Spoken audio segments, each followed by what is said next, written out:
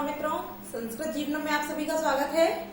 तो हम लोग अपनी साहित्य की कक्षा में उपस्थित हैं, जिसके अंतर्गत हमारा जो तृतीय ग्रंथ है नीति शतकम भर्तृहरिकृत जो कि मुक्तक काव्य है, इसका अध्ययन हम लोग कर रहे थे।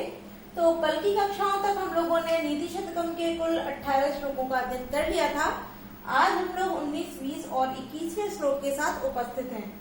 तो जो भी मित्र हमारे साथ लाइव जुड़ चुके हैं, सभी लोग वीडियो के लिंक को शेयर कर दें, और जिन लोगों ने भी अभी तक चैनल को सब्सक्राइब नहीं किया, आप लोग चैनल को सब्सक्राइब अवश्य कर लें, जिससे कि आप सभी के पास हमारी जो भी वीडियो आए उन सभी का नोटिफिकेशन समय से पहुंचता रहे। तो कल की कक्षा में हम लोगों ने विद्वत पद्धति के जो श्लोक थे उनका अध्ययन किया था, और आज के हमारे जो श्लोक है 19, 20 और 21 में, यह सभी श्लोक भी हमारे विद्वत पद्धति से ही लिए गए हैं। तो आप लोग श्लोकों के आगे लिखते चलिए कि कौन सा श्लोक किस पद्धति से लिया गया है, क्योंकि परीक्षा में कई बार प्रश्न पूछे जाते हैं कि यह श्लोक किस पद्धति से उद्धृत किया गया अर्थात लिया गया है। तो जैसा कि हम लोगों ने 18 श्लोकों का अध्ययन कर लिया था, तो आइए हम लोग हमारे 19वें श्लोक का अध्ययन करते हैं। तो आप सभी पहले एक बार वाचन कर लीजिए, तत्पश्चात इसके अर्थ को जानते हैं। तो केयूरा न विभूषयन्ति पुरुषम हारा न चंद्रोज्ज्वला न स्नानम न विलेपनम न कुसुमम न अलंकृता मूर्धजा वाण्येका समलं करोति पुरुषम या संस्कृता धार्यते क्षीयन्ते खलु भूषणानि सत्तम वाग्भूषणम भूषणम।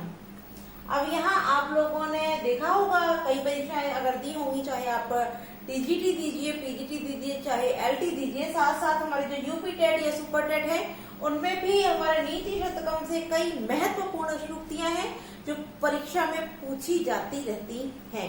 क्योंकि यह जो हमारा नीति शतकम ग्रंथ है, ये इतना महत्वपूर्ण ग्रंथ है कि इसकी अत्यधिक सूक्तियां प्रत्येक परीक्षा में पूछी जाती हैं।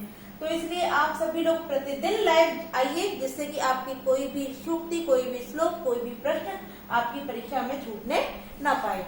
तो हमारा जो 19वां श्लोक है, अगर देखा जाए तो ये संपूर्ण श्लोक ही बहुत ही महत्वपूर्ण है, और इसका यह जो आपने देखा होगा सततम वाग्भूषणम भूषणम, यह कई परीक्षाओं में यह सूक्ति पूछी गई है। तो आइए हम लोग इसके अर्थ को जानते हैं। तो केयूरा, केयूरा माने होता है बाजूबंद। जो आपने देखा होगा कई महिलाएं यहाँ बाजू में पहनती हैं, उसको बोलते हैं बाजूबंद। तो केयूरा माने बाजूबंद, ना माने नहीं, विभूषयन्ति माने सुशोभित होता है पुरुषम। यहाँ कहा जा रहा है कि जो मनुष्य है, पुरुषम तात्पर्य जो पुरुष है, वह बाजूबंद से भी सुशोभित नहीं होता है। आगे कह रहे हैं कि हारा ना चंद्रोज्ज्वला, और हार से भी, ना माने नहीं, चंद्रोज्ज्वला, चंद्र उज्ज्वला, चंद्रमा के समान उज्ज्वल हार से भी ना माने नहीं होता है क्या, सुशोभित। अब कौन यहाँ बोला जा रहा है, पुरुष के लिए। तात्पर्य यहाँ जितने भी विशेषण बताए जा रहे हैं कि अर्थात जो सुशोभित होने का, कि जो मनुष्य है वो इन बाहरी आभूषणों से सुशोभित नहीं हो रहा है, और किससे होगा यह अंत में बताया जाएगा। तो हम लोगों ने दो चीजें देखी कि जो बाजूबंद है, पहले हम इसे यहीं से लेते हैं कि जो मनुष्य है अर्थात पुरुष है, वह बाजूबंद से भी सुशोभित नहीं होता है, और ना ही चंद्रमा के समान जो उज्जवल धवल होता है क्या, हार, उस हार से सुशोभित होता है। आगे कहते हैं कि न स्नानम, और ना ही स्नान करने से सुशोभित होता है, न विलेपनम, और ना ही लेप करने से। अब किसके लेप, तो जो चंदन, गुलाब इत्यादि के जो लेप बनते हैं, जिनसे शरीर पर लेपन किया जाता है, ऐसे लेपों के द्वारा भी सुशोभित नहीं होता है। आगे कहते हैं कि ना कुसुमम ना अलंकृता मूर्धजा, ना कुसुमम, ना ही कुसुम माने पुष्प, और ना ही पुष्पों से सुशोभित होता है, ना अलंकृता मूर्धजा, और ना ही अलंकृत माने सुसज्जित की हुई, मूर्धजा माने केशों से, ना ही अलंकृत किए हुए केशों से विभूषयन्ति माने सुशोभित होते हैं। तो यहाँ विभूषयन्ति हम यहीं से लेंगे, अन्य शब्द जो है वो उसके साथ हम जोड़ते चलेंगे। तो हम लोगों ने दो लाइनों का अर्थ देख लिया, पुनः देख लीजिए। तो भट्टाचार्य जी कहते हैं कि पुरुषम, जो पुरुष है वह बाजूबंद से भी सुशोभित नहीं होता है, और न ही चंद्रमा के समान जो उज्जवल हार है उससे ही उसकी शोभा होती है। न स्नान करने से सुशोभित होता है, ना ही चंदन आदि के लेप से सुशोभित होता है, ना पुष्पों से सुशोभित होता है और ना ही सुसज्जित की हुई केशों से सुशोभित होता है। आगे कह रहे हैं कि वाणी ही एकमात्र, एका माने एकमात्र, समलंकरोति पुरुषम, पुरुषम माने मनुष्य को या पुरुष को, समलंकरोति सुसज्जित करती है अर्थात अलंकृत करती है। क्या? वाणी एकमात्र वाणी ही है जो पुरुष को सुशोभित करती है अर्थात उसको अलंकृत करती है।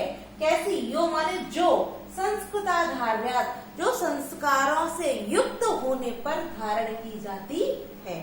अब यहाँ देखिए, यहाँ एक चीज आप लोग नोटिस अर्थात देखते चलिए, यहाँ विशेषण बता दिया गया है कि एकमात्र वाणी ही मनुष्य को अलंकृत करती है अर्थात उसकी सुंदरता को बढ़ाती है। किंतु कैसी वाणी? या माने जो, संस्कारों से युक्त की हुई धारण की जाती है, जो संस्कारों से युक्त हो ऐसी धारण की हुई वाणी, एकमात्र वाणी ही मनुष्य को सुशोभित अर्थात सुसज्जित करती है। आगे कहते हैं कि खलु माने निश्चित रूप से, भूषणानि जो आभूषण होते हैं, क्षीयन्ते माने उनका नाश हो जाता है, कि निश्चित रूप से आभूषणों का क्षीयन्ते माने नाश हो जाता है। किंतु बागभूषणम, बाग माने वाणी रूपी, भूषणम माने आभूषण, कि वाणी रूपी जो आभूषण होता है वह सततम निरंतर ही, भूषणम माने सुशोभित होता है अर्थात मनुष्य की शोभा बढ़ाता है। आइए पुनः एक बार अर्थ को फिर देख लेते हैं। तो भर्तृहरि जी कहते हैं कि जो मनुष्य है, पुरुषों माने जो मनुष्य है अर्थात जो पुरुष है वह ना तो बाजूबंद से सुशोभित होता है, ना ही चंद्रमा के समान उज्जवल हार को धारण करने से सुशोभित होता है अर्थात ना तो चंद्रमा के समान स्वच्छ हार पहनने से उसकी शोभा बढ़ती है, ना ही बाजूबंद इत्यादि गहनों को पहनने से उसकी शोभा बढ़ती है, ना ही स्नान करने से, ना लेपन करने से, ना पुष्पों से और ना ही केशों को सुसज्जित करने से मनुष्य की शोभा होती है। तो यहाँ से प्रश्न इस प्रकार भी बन सकता है कि कितने ऐसे आभूषणों के विषय में बताया जिनसे मनुष्य की शोभा नहीं होती है। तो इसको भी हम देखते चलते। तो पहला बोला केयूरा 1, चंद्रोज्ज्वला हारा 2, स्नानम 3, विलेपनम 4, कुसुमम 5 और अलंकृता मूर्धजा 6। तो यहाँ 6 प्रकार के विशेषण बताए गए हैं जिनके द्वारा मनुष्य की शोभा नहीं होती है। आगे कह रहे हैं कि वाणी का एकमात्र वाणी ही पुरुषम माने मनुष्य को समलंकरोति सुसज्जित या सुशोभित करती है, जो या माने जो संस्कृताधार्या, जो संस्कार से युक्त हो जाने पर धारित माने धारण की जाती है। तात्पर्य जो संस्कारों से युक्त धारण की जाती है ऐसी एकमात्र वाणी ही पुरुषम माने मनुष्य को सुसज्जित या सुशोभित करती है। आगे कह रहे हैं कि खलु माने निश्चित रूप से, भूषणानि जो आभूषण होते हैं, क्षीयन्ते माने उनका नाश हो जाता है। यदि आप किसी भी बाहरी आभूषण को पहनते हैं तो हम सभी जानते हैं कि यदि कुछ समय तक आप निरंतर पहने रहते हैं तो धीरे धीरे करके उनका नाश हो जाता है। किंतु वाग्भूषणम वाणी रूपी जो आभूषण होता है वो सततम माने निरंतर ही, भूषणम माने सुशोभित करता है, क्योंकि मनुष्य के अंदर जो वाणी रूपी उसका आभूषण विद्यमान रहता है वो उसको निरंतर ही सुशोभित या अलंकृत करता है, क्योंकि इस वाणी रूपी आभूषण का कभी नाश नहीं होता है और बाहरी हम जितने भी आभूषण धारण करते हैं धीरे धीरे करके इन सभी का नाश हो जाता है। तो हम लोगों ने इसके संपूर्ण अर्थ को जान लिया है और आप लोगों ने, जैसा कि मैंने आप सभी को बता दिया है, यहाँ हमारी जो अंतिम पंक्ति है कि सततम बाघभूषणम भूषणम, ये बहुत ही महत्वपूर्ण सूक्ति है, तो आप लोग इसको ध्यान रखिए। आगे हम लोग देखते हैं इसकी व्याकरणिक टिप्पणियां। अर्थ को हम लोगों ने जान लिया है, अब हम लोग इसकी व्याकरणिक टिप्पणियों को देख लेते हैं। तो सर्वप्रथम यहाँ हमारा जो लिखा हुआ है चंद्रोज्ज्वला, तो यहाँ चंद्रोज्ज्वला जो शब्द है इसमें कर्मधारय समास दिया गया है। चंद्र एवं उज्ज्वला इति चंद्रोज्ज्वला, तो यहाँ कर्मधारय समास हो जाएगा और न धन अलंकृता या दीर्घ संधि हो जाती है। वाणी धन एका, वाण एका, तो यहाँ यड़ संधि का विधान किया जाता है और सम उपसर्ग के साथ अलंग के साथ जब क्र धातु का हम योग करते हैं तो उसमें लंग करोति पड़ जाता है लट लकार प्रथम पुरुष एक वचन में। आगे हम देखते हैं, यहाँ हमारा लिखा हुआ है भूषणम। यहाँ जो भूषणम शब्द दिया है, यहाँ भूष धातु के साथ ल्युट प्रत्यय का विधान करने से भूषणम बनता है। और स्नानम में भी स्नान के साथ जब हम ल्युट प्रत्यय का विधान करते हैं तब स्नानम, और वी के साथ जब लिप धातु के साथ हम ल्युट प्रत्यय जोड़ते हैं तब विलेपनम शब्द हमारा निष्पन्न हो जाता है। अब यहाँ हम लोगों के दो प्रश्न और बन जाते हैं। यदि आपसे पूछा जाता है कि यह किस छंद में लिखा गया है, तो यह जो हमारा 19वां श्लोक है यह शार्दूल विक्रीडित छंद में लिखा है। और जैसा कि आप सभी लोग जानते हैं कि शार्दूल विक्रीडित छंद में कुल 19 वर्ण होते हैं। आगे अलंकार की यदि हम बात करें तो इस श्लोक में हमारे व्यतिरेक अलंकार है। अब हम इसके प्रश्न भी देख लेते हैं। यदि आपसे पूछा जाता है कि कौन सा ऐसा आभूषण है जो कभी नष्ट नहीं होता है, तो मनुष्य का जो वाणी रूपी आभूषण है वो कभी भी नष्ट नहीं होता है। आगे यदि पूछते हैं कि कैसे ये वाणी को धारण किया जाना चाहिए, तो संस्कृता अर्थात संस्कारों से युक्त वाणी को धारण करना चाहिए। और यही मनुष्य की एकमात्र ऐसा आभूषण है जो मनुष्य को सुशोभित करता है।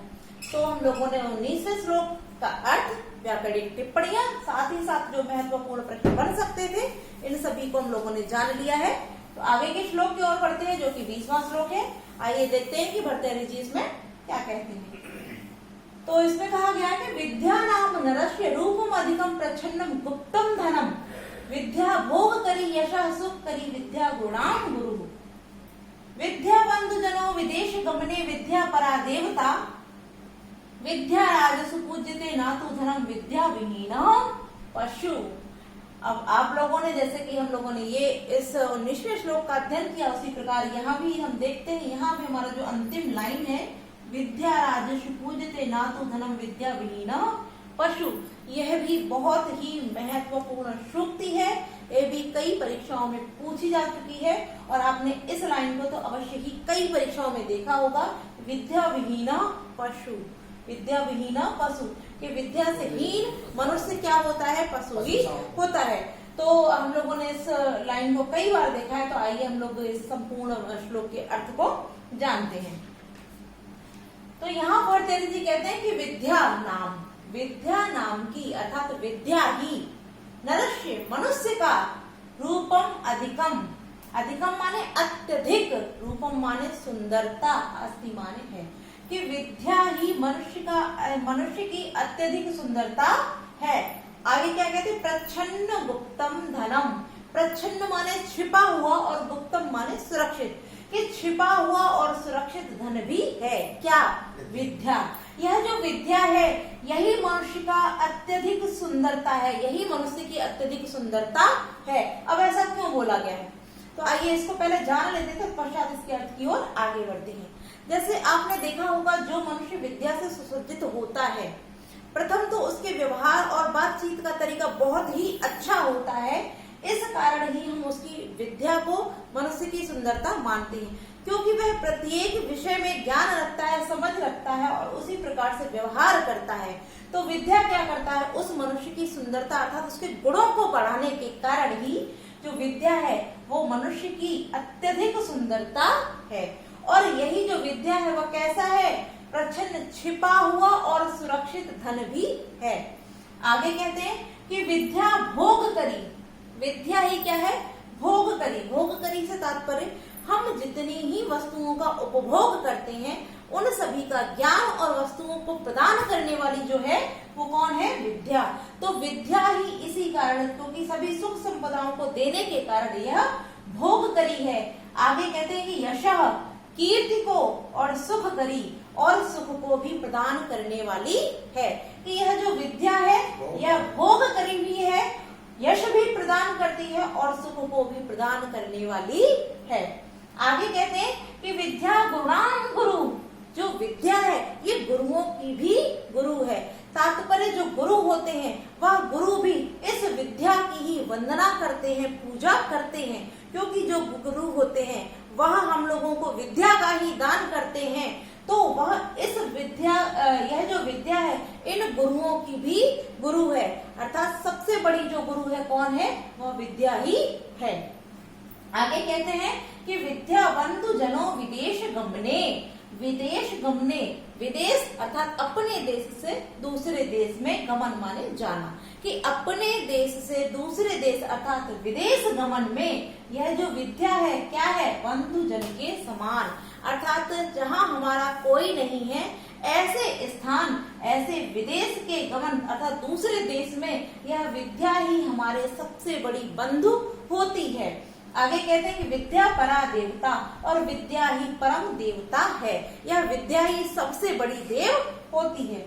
आगे कह रहे हैं भर्तृहरि जी कि विद्या राजसु पूज्यते, कि विद्या राजाओं में भी पूज्यते माने पूजी जाती है, कि यह जो विद्या है वह राजाओं में भी पूजी जाती है। तात्पर्य राजा इत्यादि जो होते हैं वह भी विद्या से युक्त व्यक्ति जो विद्वत होता है अर्थात जो विद्वान होता है, ऐसे विद्वानों की पूजा राजाओं के द्वारा भी की जाती है। ना तू धनम, ना तू माने किंतु, ना माने नहीं, धनम माने धन की, किंतु धन की नहीं। जो राजा लोग होते हैं वह भी विद्वानों की पूजा करते हैं। अब इसके लिए यदि हम उदाहरण देखें तो राजा विक्रमादित्य हुए हैं, उनके सभा में नवरत्न थे जिनमें कालिदास इत्यादि बहुत ही बराहमीर जैसे महान कवि रहे हैं। तो ऐसे राजाओं ने भी जो विद्वान लोग थे ऐसे लोगों की पूजा की है, अर्थात उनको सम्मान अपने राज्य में स्थान दिया है। यदि हम भर्तृहरि की बात करें तो यह भी हमारे किसी न किसी अर्थात जैसे यशोवर्मन जो राजा थे उनके अधीन अर्थात उनके शासन में रहे हैं। और इस प्रकार से अकबर की यदि हम बात करते हैं तो वहां भी देखते हैं जो तानसेन इत्यादि काफी जो महान विद्वान या संगीतज्ञ थे वह भी उनकी राजनीति अर्थात उनके राज्य दरबार में उपस्थित रहते थे। तो यह सभी उदाहरण है किस चीज के, कि राजाओं के द्वारा जो विद्या होती है वह पूजी जाती है।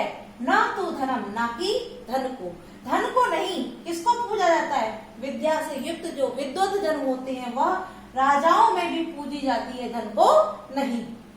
आगे कहते हैं कि विद्या विहीना पशु, और जो इस विद्या से हीन है वह कैसा है, वह पशु है।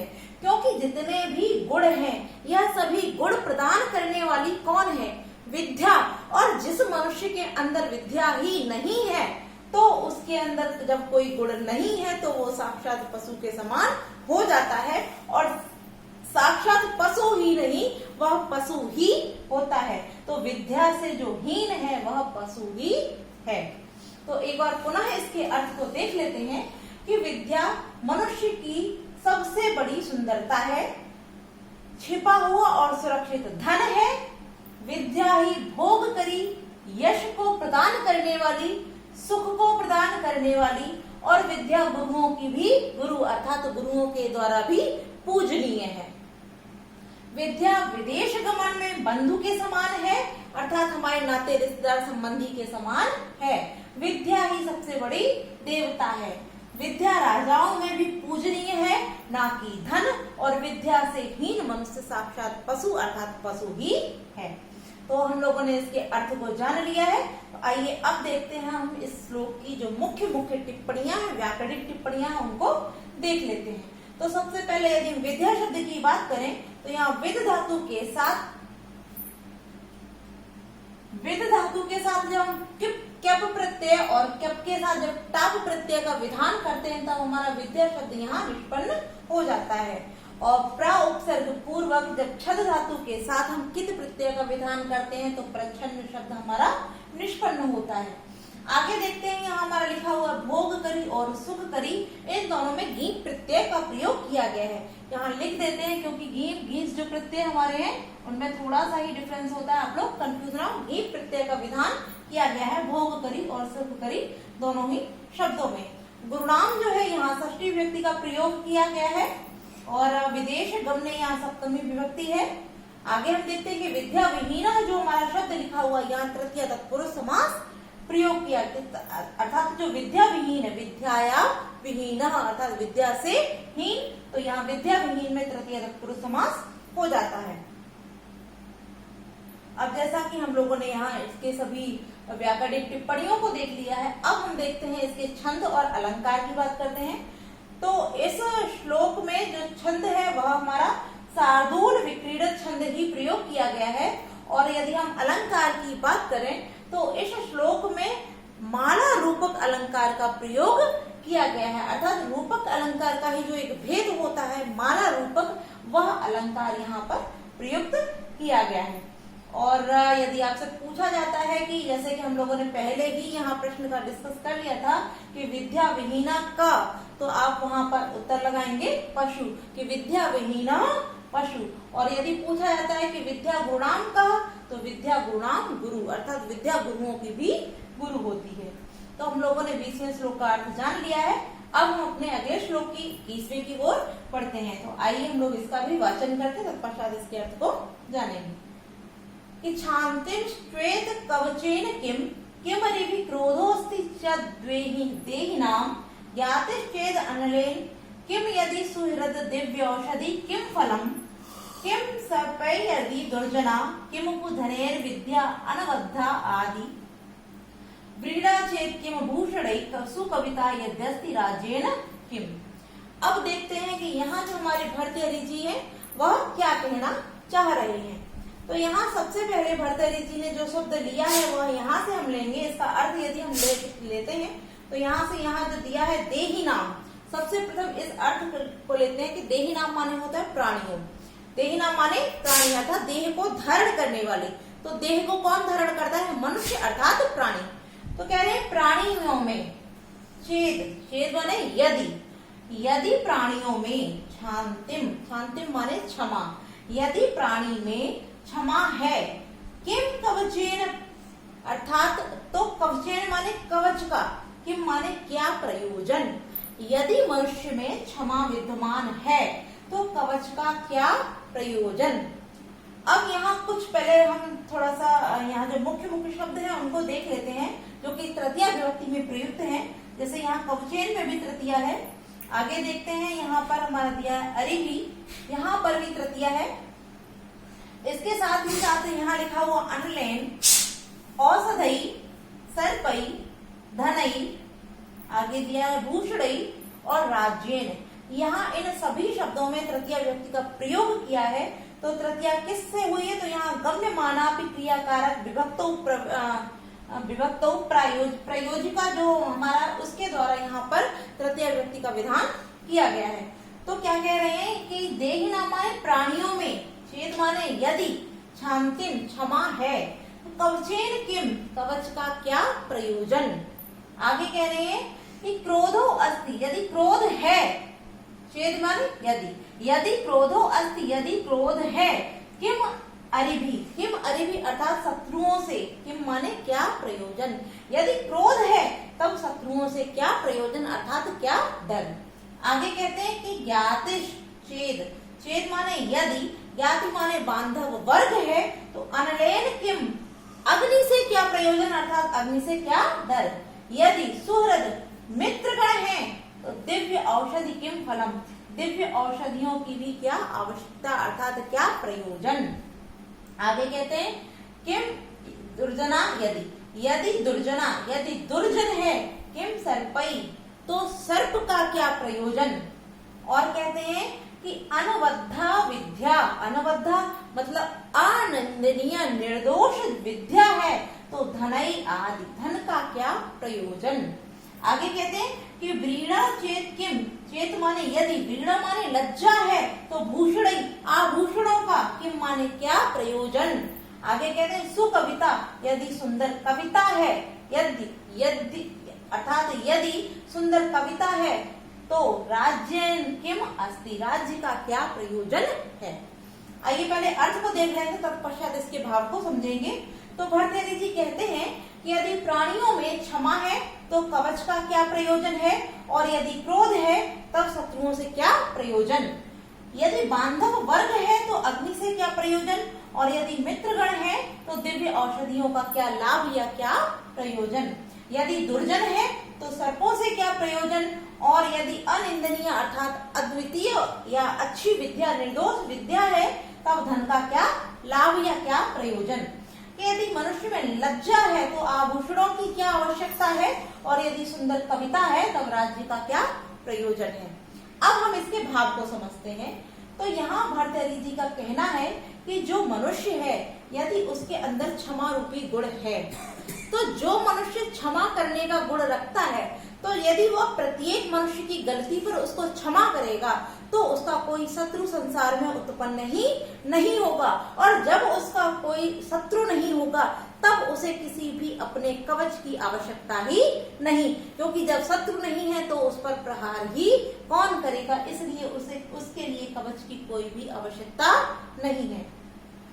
आगे कह रहे हैं कि यदि क्रोध है, यदि मनुष्य के अंदर क्रोध है तो जो उसके शत्रु हैं वह उससे स्वयं ही भयभीत होकर उससे दूर भाग जाएंगे, किंतु यदि जब क्रोध नहीं होंगे तो उसके जो शत्रु होंगे वो उसके ऊपर हावी हो जाएंगे। इसलिए कहते हैं कि यदि क्रोध है मनुष्य के अंदर तो उसके शत्रु उसका कोई भी अहित नहीं कर पाएंगे, तो शत्रुओं का कोई भी लाभ नहीं है।